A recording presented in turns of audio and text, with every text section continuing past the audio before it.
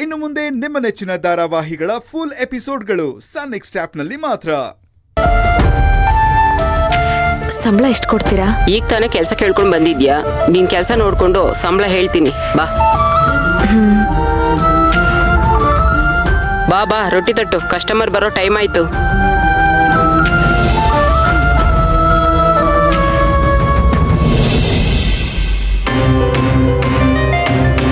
ಇದ್ಯಾವ ಹಿಟ್ಟು? ಜೋಳದ ಹಿಟ್ಟು. ಯಾಕೆ, ಜೋಳದ ರೊಟ್ಟಿ ಮಾಡಕ್ ಬರಲ್ವಾ? ಅಯ್ಯಯ್ಯೋ, ನನಗೆ ರಾಗಿ ರೊಟ್ಟಿ ಗೊತ್ತು, ಅಕ್ಕಿ ರೊಟ್ಟಿ ಗೊತ್ತು, ಈ ಜೋಳದ ರೊಟ್ಟಿ ಮಾಡೋದೇ ಗೊತ್ತಿಲ್ವಲ್ಲಪ್ಪ. ಏನ್ ಮಾಡೋದು? ನಿನ್ನೆ ಕೇಳ್ತಿರೋದು. ಅಯ್ಯೋ, ಬರಲ್ಲ ಅಂತ ಹೇಳಿದ್ರೆ ಕೊಟ್ಟಿರೋ ಕೆಲಸನ ಕಿತ್ಕೊಂಡ್ಬಿಡ್ತಾರೆ. ಮಾಡಕ್ ಬರುತ್ತಾ ಬರಲ್ವಾ? ಹಾ, ಬರುತ್ತೆ. ಸರಿ, ಬೇಗ ಬೇಗ ಮಾಡು. ಇಷ್ಟು ನಿಧಾನ ಆದ್ರೆ ಹೇಗೆ?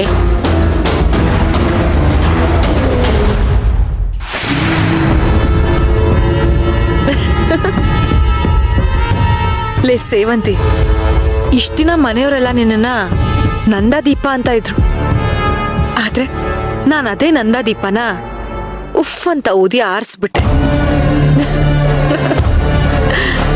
ಅಲ್ಲ ಕಣೆ, ಅದೆಷ್ಟೇ ಎಗರಾಡ್ತಿದ್ದೆ ನೀನು.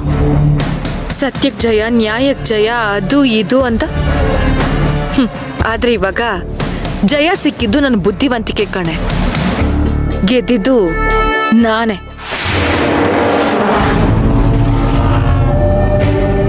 ನಿನ್ನ ಸಾಯಿಸಿದ್ದು ಆಯ್ತು, ಶಿವನ್ ಪದಕ್ಕೆ ಸೇರ್ಸಿದ್ದು ಆಯ್ತು.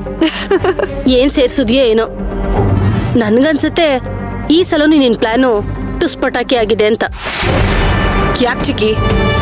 ಅರ್ಜುನ್ ಇನ್ನ ಸೇವಂತಿ ಬದುಕಿದಾಳೆ ಅಂತ ಹೇಳ್ತಿದಾನಲ್ಲೇ. ಅವನಿಗೆ ತಲೆ ಕೆಟ್ಟಿದೆ, ಹೇಳ್ಕೊಳ್ಳಿ ಬಿಡಿ. ಅರ್ಜುನ್ಗೆ ತಲೆ ಕೆಟ್ಟಿದೆ ಅಂತೀಯಾ?